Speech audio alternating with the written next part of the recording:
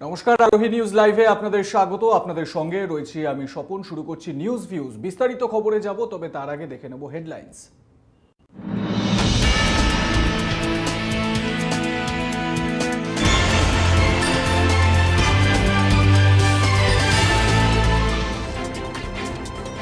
প্রধানমন্ত্রী গরিব কল্যাণ অন্ন যোজনার মেয়াদ আরও 5 মাস বাড়িয়ে দিলেন প্রধানমন্ত্রী নরেন্দ্র মোদী। 80 কোটি গরিব মানুষের জন্য 90,000 কোটি টাকা বরাদ্দ।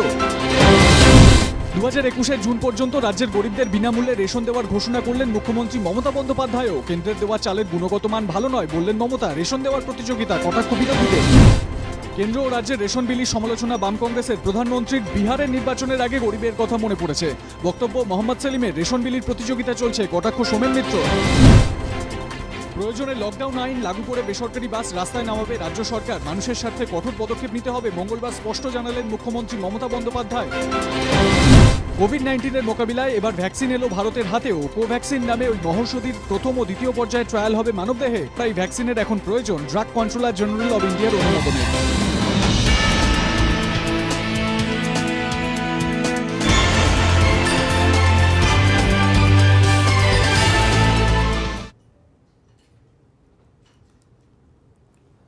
আসছি বিস্তারিত খবরে। প্রধানমন্ত্রী নরেন্দ্র মোদী আজকে বিকেল 4টে জাতির উদ্দেশ্যে ভাষণ দেন এবং দেশবাসীর উদ্দেশ্যে তিনি বড় একটি ঘোষণা করেন। বেশ কিছু কথা, যেরকম আনলক 1 পর্বে ঠিক কীরকম পরিস্থিতি ছিল এবং করোনা পরিস্থিতির মোকাবিলায় ভারতের অবস্থানটা ঠিক কীরকম, সেই বিষয়টা যেরকম তিনি উল্লেখ করেছেন, তার পাশাপাশি আজকে একটি বড় ঘোষণা করেছেন প্রধানমন্ত্রী নরেন্দ্র মোদী। গরিব মানুষ, যাদের আর্থিক সক্ষমতা সেরকম নেই এবং এই লকডাউনের জন্য যাদের অবস্থা একেবারে বিপর্যস্ত হয়ে পড়েছে, সেই সমস্ত মানুষদের জন্য প্রায় 80 কোটিরও বেশি সেই ধরনের মানুষের জন্য এক বড় ঘোষণা করেছেন প্রধানমন্ত্রী গরিব কল্যাণ অন্ন যোজনা, যার মাধ্যমে সেই সমস্ত পরিবারের জনপ্রতি অর্থাৎ মাথা পিছু চাল বা গম দেওয়া হবে, প্রত্যেক সদস্য পিছু 5 কেজি করে। তার পাশাপাশি মাসে 1 কেজি করে ছোলাও দেওয়া হবে, এমন ঘোষণা করেছেন আজকে প্রধানমন্ত্রী নরেন্দ্র মোদী। আগামী নভেম্বর পর্যন্ত তাদেরকে এই রেশন দেওয়া হবে বিনামূল্যে এবং এর জন্য সরকারের 90,000 কোটি টাকা খরচ হবে বলে জানিয়েছেন আজকে প্রধানমন্ত্রী। যদিও তার পরপরই মুখ্যমন্ত্রী মমতা বন্দ্যোপাধ্যায় নবান্নে সাংবাদিক বৈঠক করেন এবং তিনি ঘোষণা করেন যে রাজ্যের একটা পরিকল্পনা বা প্রকল্প চলছিলই সেপ্টেম্বর পর্যন্ত, গরিব মানুষকে বিনামূল্যে রেশন দেওয়ার একটা প্রক্রিয়া চলছিল, সেটা তিনি বাড়িয়ে দেন। 2021 সালের জুন মাস পর্যন্ত তিনি এই গরিব মানুষদের জন্য বিনামূল্যে রেশন দেওয়ার ঘোষণা করেন মুখ্যমন্ত্রী মমতা বন্দ্যোপাধ্যায়। গরিবদের বিনামূল্যে রেশন দেওয়া নিয়ে যেন কেন্দ্র রাজ্য প্রতিযোগিতা লেগে গেল। একদিকে প্রধানমন্ত্রী নরেন্দ্র মোদী আগামী 5 মাসের জন্য গরিব কল্যাণ অন্ন যোজনার মেয়াদ বাড়িয়েছেন, তো একদিকে নবান্নে বসে গরিবদের আগামী 1 বছর বিনামূল্যে রেশন দেওয়ার ঘোষণা করলেন মুখ্যমন্ত্রী মমতা বন্দ্যোপাধ্যায়। শুধু তাই নয়, কেন্দ্রের এই প্রকল্পের সমালোচনাও শোনা গেল মুখ্যমন্ত্রীর বক্তব্যে। প্রধানমন্ত্রী গরিব কল্যাণ অন্ন যোজনায় জুলাই থেকে নভেম্বর পর্যন্ত 80 কোটি মানুষকে বিনামূল্যে রেশন দেওয়া হবে। মঙ্গলবার জাতির উদ্দেশ্যে ভাষণে প্রধানমন্ত্রী বলেন, দেশের 80 কোটি গরিব মানুষকে এই যোজনার আওতায় বিনামূল্যে রেশন দেওয়া হবে। একটি পরিবারের মাথাপিছু 5 কেজি করে চাল বা গম এবং পরিবার পিছু মাসিক 1 কেজি করে ছোলা দেওয়া হবে বলে ঘোষণা প্রধানমন্ত্রীর। प्रधानमंत्री गरीब कल्याण अन्न योजना का विस्तार अब दिवाली और छठ पूजा तक यानी नवंबर महीने के आखिर तक कर दिया जाएगा। यानी 80 करोड़ लोगों को मुफ्त अनाज देने वाली ये योजना अब जुलाई, अगस्त, सितंबर, अक्टूबर, नवंबर में भी लागू रहेगी। सरकार द्वारा इन 5 महीनों के लिए 80 करोड़ से ज्यादा गरीब भाई बहनों को हर महीने परिवार के हर सदस्य को 5 किलो गेहूं या 5 किलो चावल मुफ्त मुहैया कराया जाएगा। और साथ ही प्रत्येक परिवार को हर महीने 1 किलो चना भी मुफ्त दिया जाएगा। साथियों, प्रधानमंत्री गरीब कल्याण अन्न योजना के इस विस्तार में 90,000 करोड़ रुपए से ज्यादा खर्च होंगे। প্রধানমন্ত্রীর এই ঘোষণার পাল্টা হিসেবে 1 বছরের জন্য রাজ্যের গরিব মানুষকে রেশন বিনামূল্যে দেওয়ার ঘোষণা করলেন মুখ্যমন্ত্রী মমতা বন্দ্যোপাধ্যায়। এদিন নবান্নে মুখ্যমন্ত্রী বলেন, কেন্দ্রের এই যোজনায় কিছু মানুষ সুবিধা পান, কিছু মানুষ সুবিধা পান না। রাজ্যের কথা উল্লেখ করে তিনি বলেন, বাংলার 10 কোটি মানুষের মধ্যে 6 কোটি মানুষ সুবিধা পান আর বাকি 4 কোটি মানুষ সুবিধা পান না। কেন্দ্র যে চাল দেয় তার থেকে রাজ্যের প্রদেয় চালের গুণগত মান অনেক ভালো বলে ব্যাখ্যা করেন মুখ্যমন্ত্রী। আমরা আগামী সেপ্টেম্বর পর্যন্ত ইতিমধ্যে আমাদের অ্যানাউন্স করা আছে যে আমাদের এই 3 মাস আমরা 5 কেজি করে দিয়েছি চাল, আর এই 3 মাস আমরা চাল এবং আটা দুটোই দেবো, কারণ অনেকে আছে অনেকে আবার আটা খেতেও পছন্দ করে। আর ওনারা নভেম্বর পর্যন্ত করেছেন, তো আমি এটা আগামী বছর জুন মাস পর্যন্ত বাড়িয়ে দিলাম ফ্রি রেশন। আগামী বছর জুন মাস পর্যন্ত বাড়িয়ে দিলাম যাতে লোকে দুটো খাদ্য খেতে পারে। ওনারা আজ দেবেন কাল দেবেন না। এবং আমার একটা রিকোয়েস্ট থাকবে, ওয়ান নেশন ওয়ান রেশন এসব বলার থেকে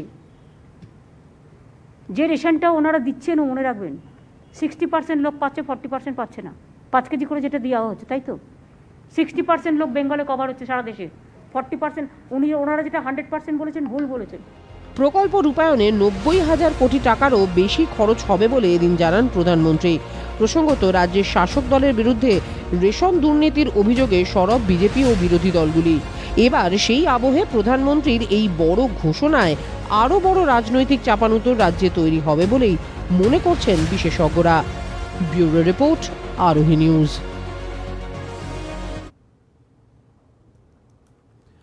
এদিন দেশবাসীর উদ্দেশ্যে বার্তায় প্রধানমন্ত্রী ফের একবার এক দেশ এক রেশন কার্ডের পক্ষে সওয়াল করলেন। তিনি বললেন যে পরিযায়ী শ্রমিক যারা কাজের তাগিদে ভিন রাজ্যে যান বা একেবারে সমাজের দারিদ্র্যসীমার নিচে বসবাসকারী মানুষ যাদের কাছে এই রেশন ব্যবস্থা অনেক বেশি সুরাহার, তাদের জন্য এই এক দেশ এক রেশন কার্ড ব্যবস্থা অত্যন্ত গুরুত্বপূর্ণ।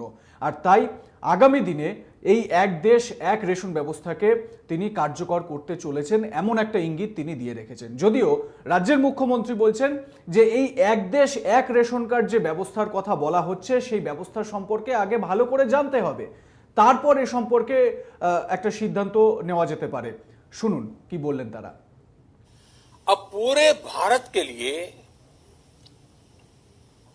एक राशन कार्ड की व्यवस्था भी हो रही है, यानी एक राष्ट्र एक ration card, one nation one ration card.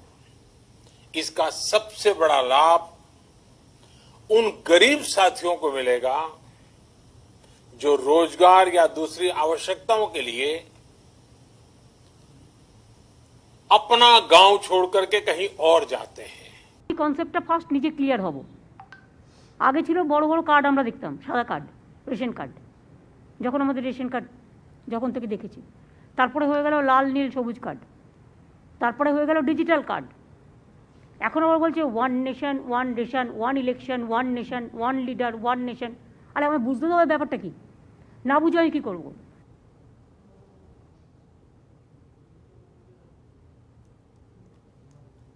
এদিকে কেন্দ্র রাজ্যের মধ্যে যে জোর টক্কর লেগে গেছে গরিব মানুষকে রেশন বিলি করা নিয়ে তা পরিষ্কার। আর এই বিষয়টিকেই রাজ্যের বিরোধী দলগুলো, বাম কংগ্রেস নেতৃত্ব, তারা এই বিষয়টিকে সামনে নিয়ে সরব হয়েছেন। সোমেন মিত্র তিনি বলছেন যে এই যে দুই সরকারের মধ্যে একটা টক্কর চলছে, এটা কি একটা প্রতিযোগিতা চলছে? কেন্দ্র এবং রাজ্য দুজনেই রেশন এরকম বিনামূল্যে দেবে, সেটা কার্যকর কিভাবে হবে সেইটা বরঞ্চ দেখা উচিত এবং মানুষ যাতে রেশনটা পায় সেইটা নিশ্চিত করা উচিত। অন্যদিকে সিপিআইএম নেতা মোহাম্মদ সেলিম বলছেন যে ভোট এসেছে বলেই প্রধানমন্ত্রীর এখন মনে পড়েছে গরিবদের কথা, কারণ সামনেই বিহারে বিধানসভা নির্বাচন রয়েছে এবং সেই কারণেই ছট পুজোর উল্লেখ করেছেন প্রধানমন্ত্রী, আর তাই এইভাবে গরিব মানুষদের রেশন বিলির ঘোষণা। ভারতবর্ষের প্রধানমন্ত্রী যেই গরিব যোজনা নভেম্বর অবধি অ্যানাউন্স করলেন, পশ্চিমবঙ্গের মুখ্যমন্ত্রী এটাকে জুনের 2021 জুন পর্যন্ত নিয়ে গেলেন। ঠিক এটি অ্যানাউন্সমেন্টের কম্পিটিশন হচ্ছে। কি অ্যানাউন্সমেন্ট করলেন, মানুষ সেটা পেল কি না, মানুষের কতটা উপকার হলো, সেসব না দেখে এ যেন অ্যানাউন্সমেন্টের কম্পিটিশন হচ্ছে। এই শ্রমিকরা না খেতে পেয়ে রাস্তায় হেঁটেছে নিরন্ন, কর্মহীন। সরকার তখন টনক নড়েনি। প্রধানমন্ত্রী ঘোষণা করলেও সেই চাল, সেই ডাল পৌঁছায়নি মানুষের কাছে। আর তখন রাজ্য আর কেন্দ্র সরকার কাজিয়া করছিল। আজকে তিনি যেহেতু বিহারের নির্বাচন আছে সামনে, ছট পূজা মনে করেছেন, ছট পূজা পর্যন্ত, নভেম্বর পর্যন্ত এক্সটেন্ড করবেন। আমরা আমাদের দাবি ছিল ডিসেম্বর পর্যন্ত দিতে হবে, 1, 2 ইউনিভার্সাল করতে হবে। যাদের প্রয়োজন নেই তারা নেবে না। এটা ইনক্লুসিভ করতে হবে, এক্সক্লুসিভ নয়। অনেক মানুষের রেশনের উপর নির্ভর করেন না, তারাই তো বাঁচিয়ে রেখেছেন বাকি অংশকে। কিন্তু সরকার এখন ভোট রাজনীতি করছেন। দ্বিতীয় প্রশ্ন হচ্ছে যে গরিব কল্যাণ অন্ন যোজনার নাম করে তিনি যেটা বলছেন, one nation one ration card, এটা নতুন স্কিম না। এটা 2019 ডিসেম্বরে ঘোষণা করেছিল সরকার, কিন্তু তারপরে সেটা কার্যকর হয়নি।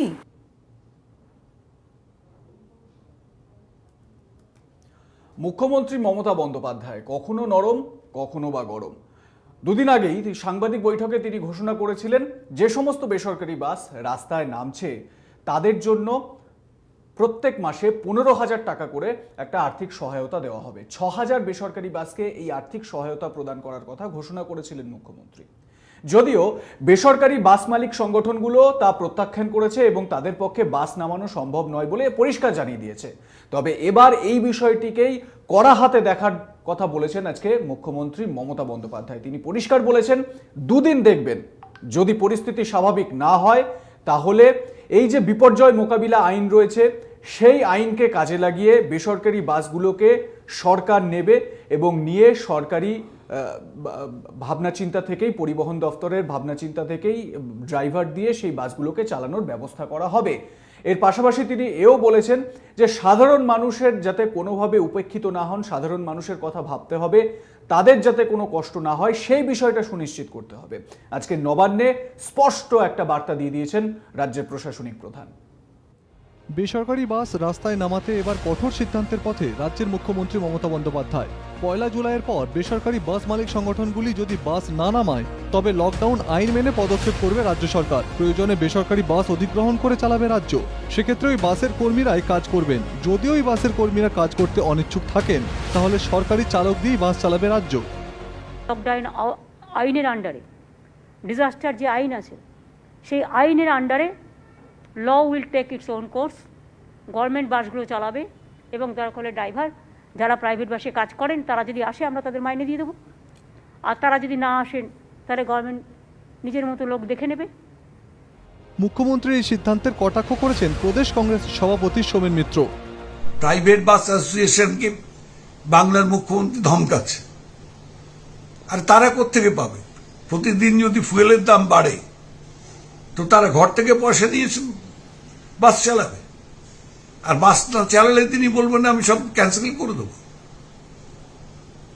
বাংলার মুখ্যমন্ত্রী হয়েছেন বলে কি যা খুশি তাই করতে পারেন? মানুষের গলা কাটতে পারেননি। মঙ্গলবার মমতা বন্দ্যোপাধ্যায়ের এই সিদ্ধান্তের পরই বিভিন্ন বাস মালিক সংগঠনের মধ্যে মতান্তর দেখা দিয়েছে। বাস মিনিবাস অনার্স অ্যাসোসিয়েশনের যুগ্ম সম্পাদক প্রদীপ নারায়ণ বসু মুখ্যমন্ত্রীর সিদ্ধান্তকে স্বাগত জানিয়েছেন। অন্যদিকে মিনিবাস অ্যাসোসিয়েশনের সাধারণ সম্পাদক স্বপন ঘোষের প্রশ্ন, বাস মালিকরা কি পাবে? ফলে ফের একবার বেসরকারি বাস চালানো নিয়ে জটিলতা সৃষ্টি হতে পারে বলে মনে করা হচ্ছে। ব্যুরো রিপোর্ট, আরোহী নিউজ।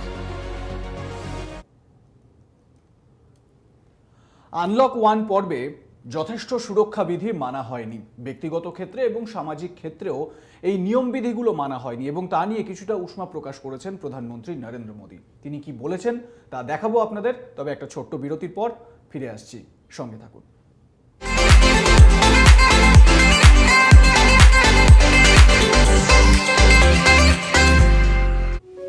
এক ডাকেই যাকে পাই, আরোহী ফাউন্ডেশন একেবারেই তাই। 8 থেকে 80-র জন্য এক ডাকে সাড়া দেয় আরোহী ফাউন্ডেশন। দুস্থ মানুষের পাশে দাঁড়ানোর জন্য অঙ্গীকারবদ্ধ আরোহী ফাউন্ডেশন। ছাত্রছাত্রীদের সফল ভবিষ্যতের জন্যই নিবেদিত Arohi foundation. Arohi foundation, solution for every need. ট্যালেন্টও রয়েছে সঙ্গে, কেরিয়ার নিয়ে চিন্তা নয়। এখন শুধু মানব সরকারি বিধিনিষেধ, নেব পরিষ্কার থাকার অঙ্গীকার। ঘরে থেকে আমরা সকলে মিলে করোনাকে হারাবো এবার।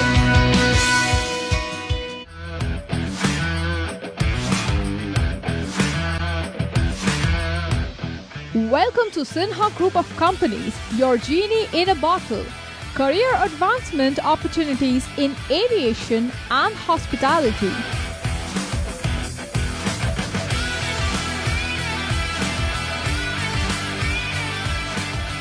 Organic farming, the evolving science of India's healthy future. Digital marketing of the next generation. Income tax consulting and other legal services. Home furnishing and decor, bringing your dream house to life.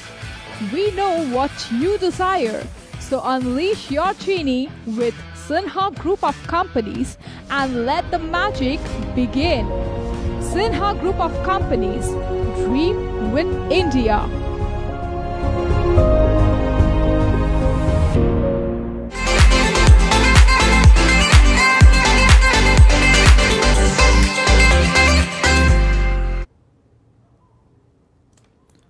ফিরলাম বিরতির পর। আজ দেশের উদ্দেশ্যে ভাষণে প্রধানমন্ত্রী কিছুটা উষ্মা প্রকাশ করেছেন। আনলক 1 পর্বে যে সুরক্ষাবিধি মানার কথা ছিল সেই সুরক্ষাবিধি মানা হয়নি। ব্যক্তিগত ক্ষেত্রে তার পাশাপাশি সামাজিক ক্ষেত্রেও মানুষ এই সুরক্ষাবিধিকে উপেক্ষা করেছেন। প্রধানমন্ত্রী এটা উল্লেখ করেছেন, বিশ্বের অন্যান্য দেশগুলোর তুলনায় করোনা পরিস্থিতির যে চিত্র, সেই করোনা পরিস্থিতি ভারতবর্ষে অনেকটাই ভালো। অন্যান্য দেশের যা পরিস্থিতি সেই তুলনায় ভারত অনেকটাই এগিয়ে রয়েছে এবং করোনা ভাইরাসের মোকাবিলায় ভারত অনেকটাই এগিয়ে গিয়েছে।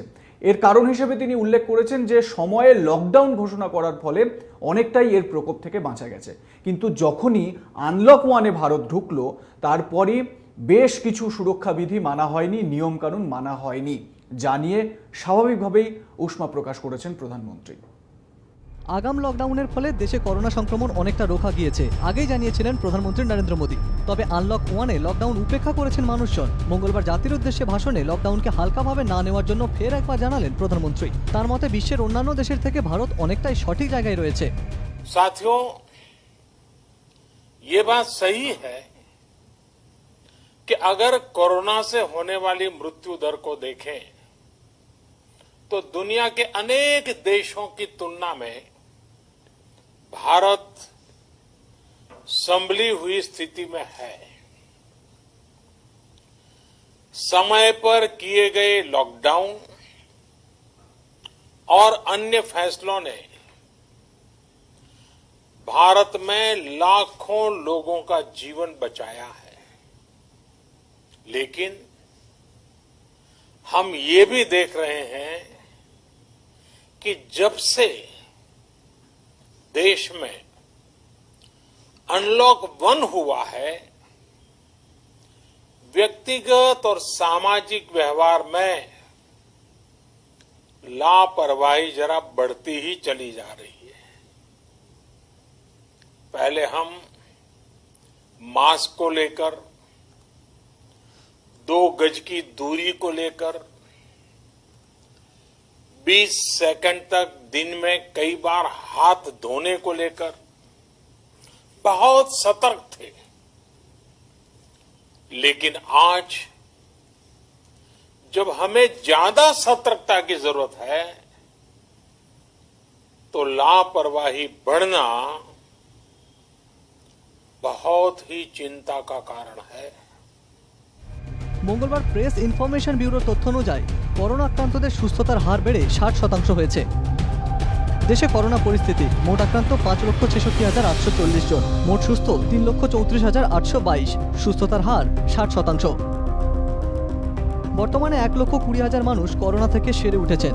এখনো পর্যন্ত 86,08,654 জনের নমুনা পরীক্ষা করা হয়েছে। এদিকে বিশ্ব স্বাস্থ্য সংস্থার বার্তা, কোভিড-19-এর ভয়াবহতা এখনো অপেক্ষা করছে। ব্যুরো রিপোর্ট, আরোহী নিউজ।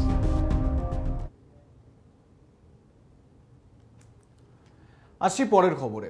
বিশ্বের বিভিন্ন প্রান্তে কোভিড-19 ভ্যাকসিন নিয়ে রিসার্চ চলছে। আপনারা ইতিমধ্যেই ডেক্সামেথাসন, রেমডেসিভির নাম তো শুনেইছেন। তবে এবার ভারতীয় এক সংস্থা তারাই নতুন ভ্যাকসিনের খোঁজে। ভারত বায়োটেক হায়দ্রাবাদের একটি সংস্থা, তারা কোভ্যাক্সিন নামক একটি ভ্যাকসিন ট্রায়াল দিতে চাইছে মানবদেহে। এখন শুধুমাত্র অপেক্ষা যে ড্রাগ কন্ট্রোলার যদি অনুমতি দেয় তাহলে খুব দ্রুতই মানবদেহে এই কোভ্যাক্সিনের ট্রায়াল হবে। আর এই জায়গা থেকেই আশায় বুক বাঁধছে দেশবাসী। গত মে মাস থেকেই তোড়জোড় শুরু হয়েছিল। জুলাই মাসে দেশ জুড়ে শুরু হতে চলেছে কোভিড-19 ভ্যাকসিনের হিউম্যান ট্রায়াল।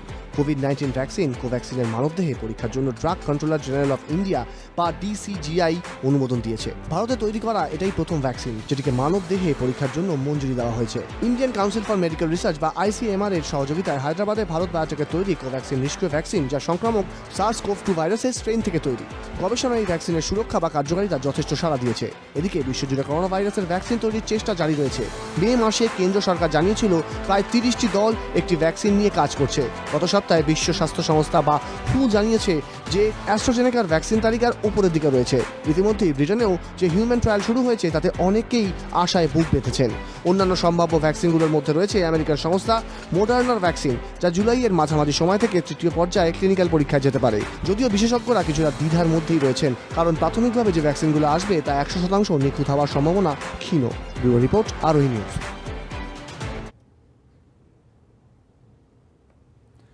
গতকালই 59টি চীনা অ্যাপ তাদেরকে ব্যান করেছে ভারত, এবং তার পরপরই আমরা জানি যে টিকটক, হ্যালো এই জাতীয় বহু এরকম চীনা অ্যাপ রয়েছে যেগুলোকে ব্যান করা হয়েছে। এবং ইতিমধ্যেই এই টিকটকের মতন যে অ্যাপ রয়েছে চীনা অ্যাপ, সেখানে এই মুহূর্তে যদি আপনারা সার্চ করেন তাহলে দেখতে পাবেন এরর। সেখানে দেখানো হচ্ছে নেটওয়ার্ক এরর বা অন্য কোনো ধরনের এরর। স্বাভাবিকভাবে ভারতে এই সমস্ত চীনা অ্যাপগুলো আর কাজ করতে পারবে না।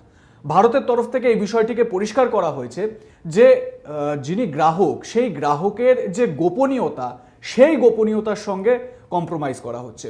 সেই কারণে এই 59টি চীনা অ্যাপকে ব্যান করার সিদ্ধান্ত নেওয়া হয়েছে। খুব গুরুত্বপূর্ণ একটি বিষয়, যখন লাদাখ সীমান্তে লাইন অফ অ্যাকচুয়াল কন্ট্রোল নিয়ে দুই দেশের সেনা কথা বলছে, আলোচনা করছে, ঠিক সেই সময় অভ্যন্তরীণ একটা সিদ্ধান্ত ভারত চীনা অ্যাপগুলোকে বর্জন করতে চাইছে, তাদেরকে ব্যান করে দিয়েছে। এক কথা এটা বলাই যায় যে মোদি সরকারের চীনা সোশ্যাল মিডিয়াগুলো যেগুলো ভারতে অ্যাক্টিভ ছিল এতদিন ধরে, তাদের ওপর সার্জিক্যাল স্ট্রাইক। ভারতে নিষিদ্ধ 59টি চীনা অ্যাপ, কেন্দ্রীয় সরকারের এই সিদ্ধান্তে উদ্বিগ্ন চীন।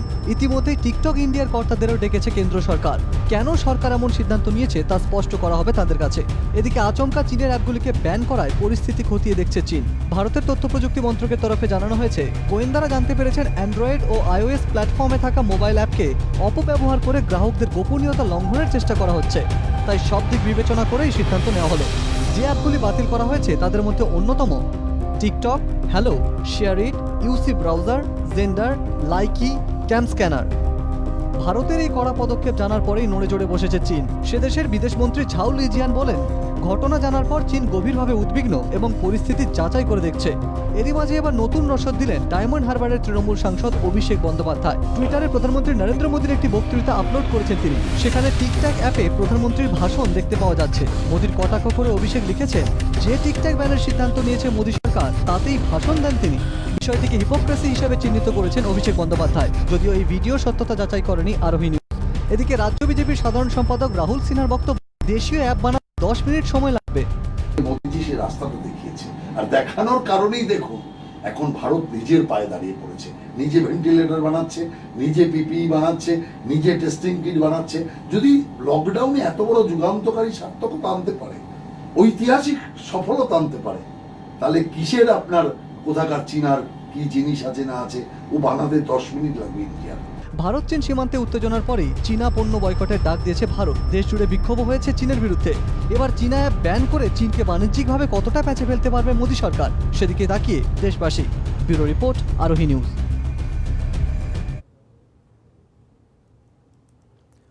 এ তো গেল বিদেশি বা চীনা অ্যাপগুলোকে বর্জন করার প্রশ্ন। এবার এই অ্যাপগুলোকে যদি বর্জন করতে হয় তাহলে দেশীয় যে অ্যাপ বা দেশীয় প্রযুক্তি সেই প্রযুক্তির ওপর জোর দিতে হবে।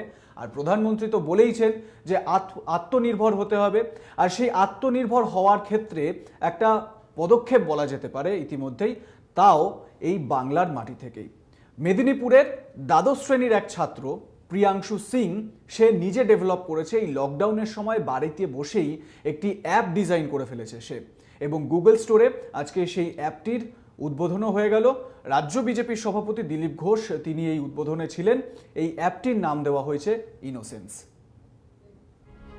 সোমবার রাতে টিকটক সহ 59টি চীনা অ্যাপস নিষিদ্ধ করেছে ভারত সরকারের তথ্য সম্প্রচার মন্ত্রক। তথ্য চুরির বিষয়কে মাথায় রেখেই চীনা অ্যাপসের বিরুদ্ধে ডিজিটাল স্ট্রাইক করা হয়েছে ভারতের তরফে। এবার সাইবার নিরাপত্তার উপরেই গুরুত্ব দিয়ে বাজারে এলো দেশীয় সামাজিক মাধ্যমে মনোরঞ্জনের অ্যাপসের পোশাকি নাম ইনোসেন্স। মঙ্গলবার বিজেপির রাজ্য সভাপতি দিলীপ ঘোষের হাত দিয়েই অ্যাপস লঞ্চ করা হলো গুগল স্টোরে। চীনা অ্যাপসের বিকল্প পেতে এরকম আবিষ্কার আরও দরকার বলেও দাবি করেন বিজেপির রাজ্য সভাপতি। টাইম প্রচুর ভ্যালুয়েবল, আমি টাইমটাকে কাজে লাগিয়েছি। আমি চাইতাম যে আমি আমার ইন্ডিয়াকে কিছু একটা গিফট দেবো, ছোটোবেলা থেকে ইচ্ছে ছিল। তো আর এখন দেখছেন বিভিন্ন রকম বাইরে থেকে হুমকি আসছে সাইবার অ্যাট্যাকের। আমি চাইতাম যে আমার ইন্ডিয়া শুধু বর্ডার থেকে সিকিউর না থাকুক, বিভিন্ন রকম সাইবার অ্যাট্যাক, অনলাইন অ্যাট্যাকস থেকেও সিকিউর থাকুক। এই ইভেন্ট তার জন্য নেওয়া, আর এই অ্যাপটার পিছনে তার জন্য এত খেটেছি। ফার্স্ট 45 ডেজ থেকে অ্যাপের পিছনে লেগেছিলাম, আজকে ডেভেলপ করতে পেরেছি। আর এখন গুগল ভেরিফিকেশন মোডে দেওয়া আছে। As soon as verification completed it will be live on play store. যে সময় ভারতবর্ষ একটা সংকটের মধ্যে পড়েছে বিভিন্ন দিক দিয়ে, সে সময় আমাদের দেশের যুবকরা এগিয়ে এসে নতুন আবিষ্কার করে দেশের লোকের কাছে বিকল্প দিচ্ছেন বলে আমাদের কাছে অন্তর, এবং সেই জন্য আমাকে দুজনকেই প্রিয়াংশু সিং এবং শিবম সিং, দুই যুবক যারা নতুন চিন্তা ভাবনা নিয়ে এসেছেন আমাদের সামনে। লকডাউনের সময় বাড়িতে বসেই দেশীয় অ্যাপস তৈরির কথা মাথায় আসে মেদিনীপুর ডিএভি পাবলিক স্কুলের দ্বাদশ শ্রেণীর ছাত্র প্রিয়াংশু সিং এর। টিকটক বা হ্যালোর মতো অ্যাপসের সমস্ত ফিচারের সাথে সাইবার নিরাপত্তা নিশ্চিত করেই ইনোসেন্স নিয়ে আসা হচ্ছে ভারতীয় বাজারে। এটার সঙ্গে রয়েছে ফটো শেয়ারিং, ভিডিও আপলোডিং এর মতো নানান সুবিধা। এই প্ল্যাটফর্মে ট্যালেন্ট সার্চের জন্য বিশেষ ব্যবস্থা রাখা হচ্ছে বলেও জানিয়েছেন অ্যাপসের founder Priyanshu Singh. Bureau report, আরোহী নিউজ। এখন সময় আরও একটা বিরতির, ফিরছি বিরতির পর, সঙ্গে থাকুন।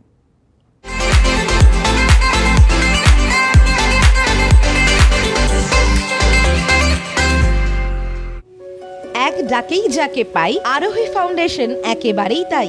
8 থেকে 80-র জন্য এক ডাকে সাড়া দেয় আরোহী ফাউন্ডেশন। দুস্থ মানুষের পাশে দাঁড়ানোর জন্য অঙ্গীকারবদ্ধ আরোহী ফাউন্ডেশন। ছাত্রছাত্রীদের সফল ভবিষ্যতের জন্যই নিবেদিত Arohi foundation. Arohi foundation, solution for every need. ট্যালেন্টও রয়েছে সঙ্গে, কেরিয়ার নিয়ে চিন্তা নয়। এখন শুধু মানব সরকারি বিধিনিষেধ, নেব পরিষ্কার থাকার অঙ্গীকার। ঘরে থেকে আমরা সকলে মিলে করোনাকে হারাবো এবার।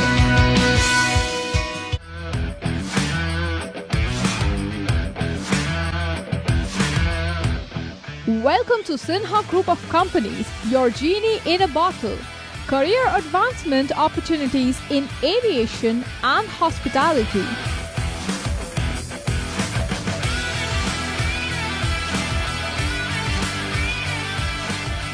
Organic farming, the evolving science of India's healthy future. Digital marketing of the next generation. Income tax consulting and other legal services. Home furnishing and decor, bringing your dream house to life. We know what you desire, so unleash your genie with Sinha Group of Companies and let the magic begin. Sinha Group of Companies, dream with India.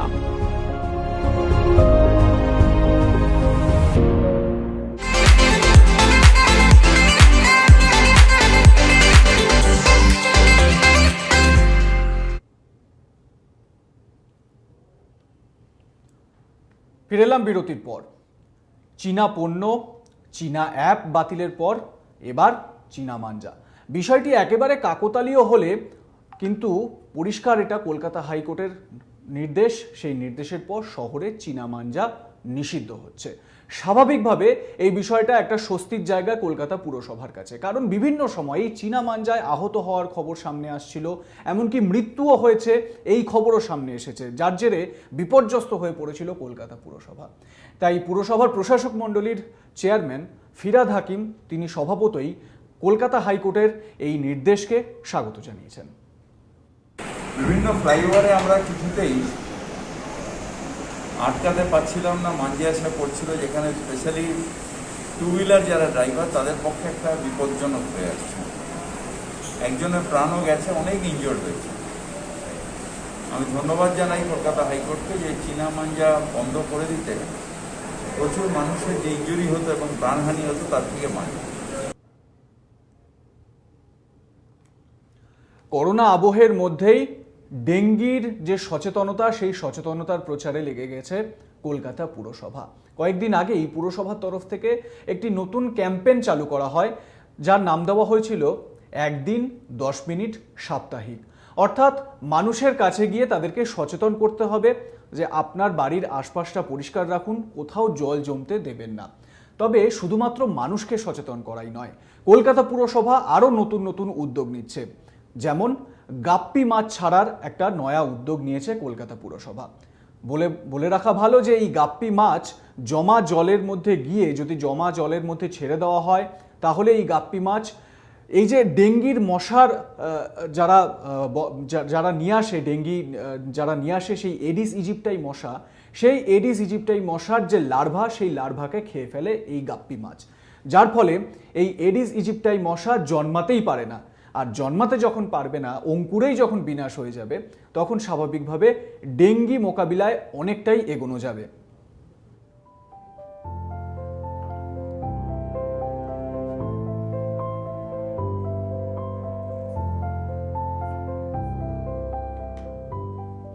কয়েকদিন আগেই কলকাতা পুরসভার তরফে একটি বিশেষ campaign চালু করা হয়েছে, 1 দিন 10 মিনিট সাপ্তাহিক।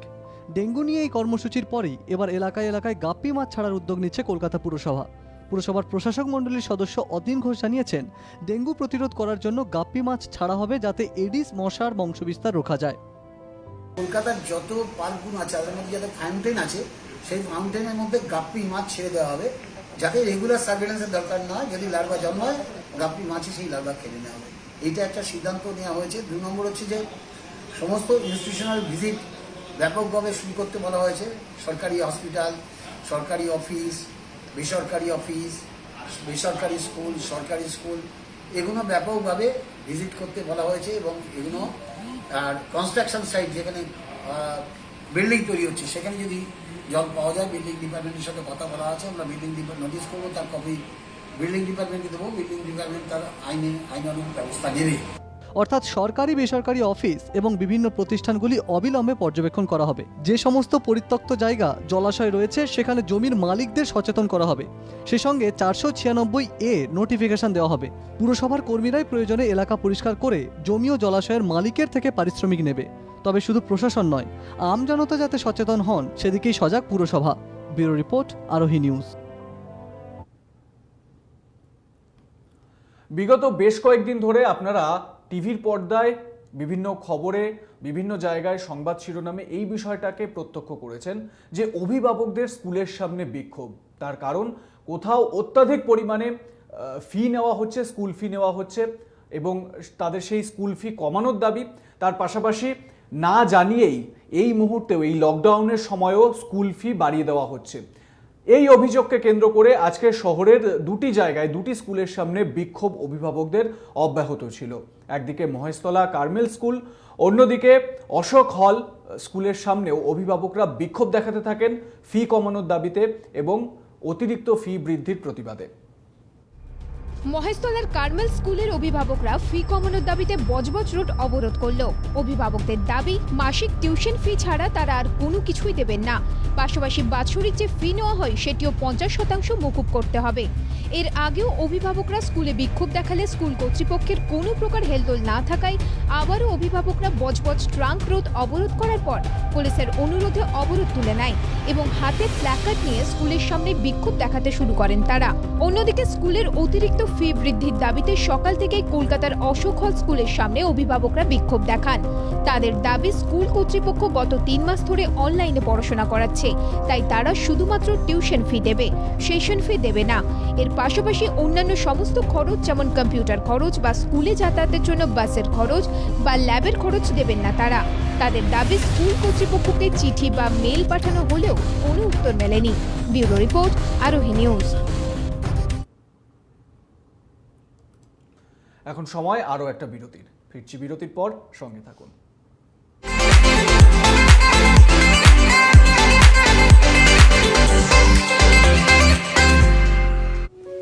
এক ডাকেই যাকে পাই, আরোহী ফাউন্ডেশন একেবারেই তাই। 8 থেকে 80-র জন্য এক ডাকে সাড়া দেয় আরোহী ফাউন্ডেশন। দুস্থ মানুষের পাশে দাঁড়ানোর জন্য অঙ্গীকারবদ্ধ আরোহী ফাউন্ডেশন। ছাত্রছাত্রীদের সফল ভবিষ্যতের জন্যই নিবেদিত Arohi foundation. Arohi foundation, solution for every need.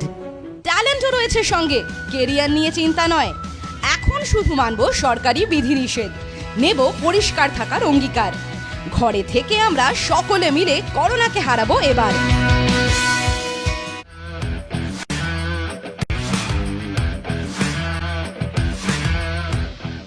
Welcome to Sinha Group of Companies, your genie in a bottle.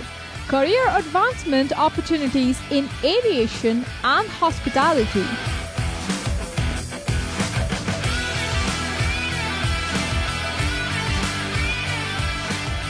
Organic farming, the evolving science of India's healthy future. Digital marketing of the next generation. Income tax consulting and other legal services.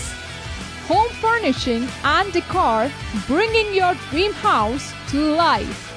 We know what you desire, so unleash your genie with Sinha Group of Companies and let the magic begin. Sinha Group of Companies, dream with India.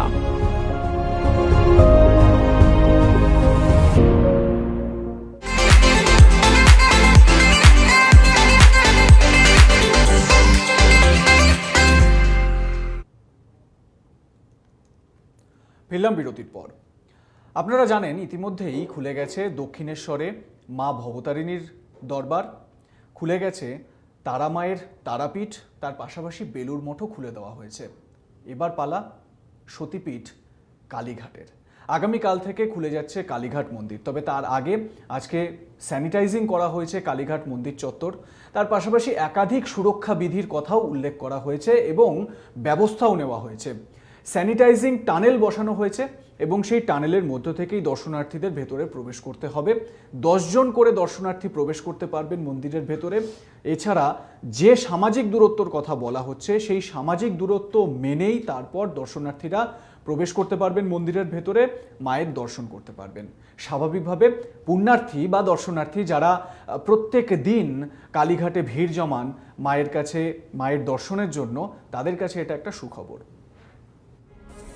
ইতিমধ্যে বেলুর মঠ, দক্ষিণেশ্বর, তারাপীঠ মন্দির খুলে গিয়েছে। শুধুমাত্র বাদ ছিল কালীঘাট মন্দির। এবার দীর্ঘ অবসানের পর অবশেষে খুলতে চলেছে কালীঘাট মন্দির। আগামীকালই মন্দির খোলার সিদ্ধান্ত মন্দির কর্তৃপক্ষের। তাই আজ কলকাতা পুরসভার পক্ষ থেকে সকাল থেকেই মন্দির চত্বর স্যানিটাইজ করা হলো। স্যানিটাইজিং টানেলও বসানো হলো মন্দিরে। আর এই স্যানিটাইজিং টানেলের উদ্বোধন করেন দেবাশিস কুমার। এই গেটগুলির মধ্যে দিয়ে 10 জন করে দর্শনার্থী প্রবেশ করতে পারবেন মন্দিরে। মন্দির খুললেও সরকারি নির্দেশ মতো সামাজিক দূরত্ব মেনেই চলবে মন্দিরের কাজকর্ম। ব্যুরো রিপোর্ট, আরোহী নিউজ। বিশ্বজুড়ে করোনার প্রকোপ এবং বিগত কয়েক মাসে আমরা দেখলাম বিশ্বের বিভিন্ন প্রান্তে বড় বড় ধর্মীয় এবং সামাজিক অনুষ্ঠানগুলো বাতিল পর্যন্ত করতে হয়েছে। তবে আমাদের প্রিয় অর্থাৎ বাঙালির সবথেকে বড় যে দুর্গোৎসব, সেই দুর্গোৎসবের কি হবে? এটা তো শুধু একটা পুজো নয়, এটা একটা বৃহৎ মিলন উৎসব। স্বাভাবিকভাবে অনেক প্রশ্ন রয়েছে মানুষের মনে, অনেক ধোঁয়াশা রয়েছে। তবে কলকাতার ঐতিহ্য বনেদি বাড়ির যে পুজোগুলো, সেই বনেদি বাড়ির পুজোগুলো যথারীতি যে সমস্ত নিয়মকানুন রয়েছে, যেরকম রীতিনীতি রয়েছে, সেই রকম রীতিনীতি মেনেই হবে।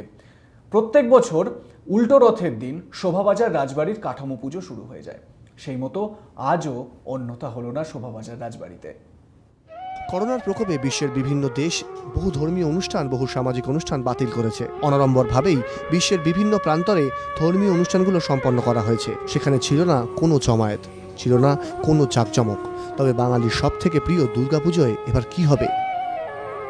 সার্বজনীন পুজোগুলো নিয়ে অনিশ্চয়তা থাকলেও বনেদি বাড়ির পুজোগুলো কোনো ছেদ পড়বে না। উল্টো রথের শুভ দিনে শুরু হয়ে গেল শোভাবাজার রাজবাড়িতে কাঠামো পুজো। মঙ্গলবার শোভাবাজার রাজবাড়ির এক সদস্য জানান, প্রতি বছরের মতন এবছরেও শোভাবাজার রাজবাড়িতে দুর্গাপুজো করা হবে রীতিনীতি মেনেই। আমাদের 231তম পুজো। পুজোটা শুরু হয়েছিল 1790 সালে। মহারাজা নবকৃষ্ণদেবী শুরু করেছিলেন। ছোট সোশ্যাল ডিস্টেন্সিং মেনটেন করা যাবে না, সেই রকম চিন্তা করেই আমরা ডিসিশন নিয়েছি যে ঠাকুরকে যতটা সম্ভব হালকা করা যায়। ওই স্ট্রাকচারটা অক্ষুণ্ণ রেখে কিভাবে হালকা করা যায় সেটা মৃৎশিল্পীর সঙ্গে আমাদের কথা হয়েছে। আমাদের প্রশাসন যা নিয়ম দেবেন সেটা আমরা জানি না, এখনো পর্যন্ত প্রশাসন থেকে কোনো রকম নিয়ম কারণ আসেনি। কিন্তু তা সত্ত্বেও আমরা আগেই মিটিং করে আমরা ঠিক করেছি যে বাইরের কোনো লোককে আমরা ঢুকতে দেবো না এবারে। করোনা জেরে রাজবাড়িতে বাইরে থেকে ভক্তরা প্রবেশ করতে পারবেন না, শুধুমাত্র পরিবারের সদস্যরাই উপস্থিত থাকবেন।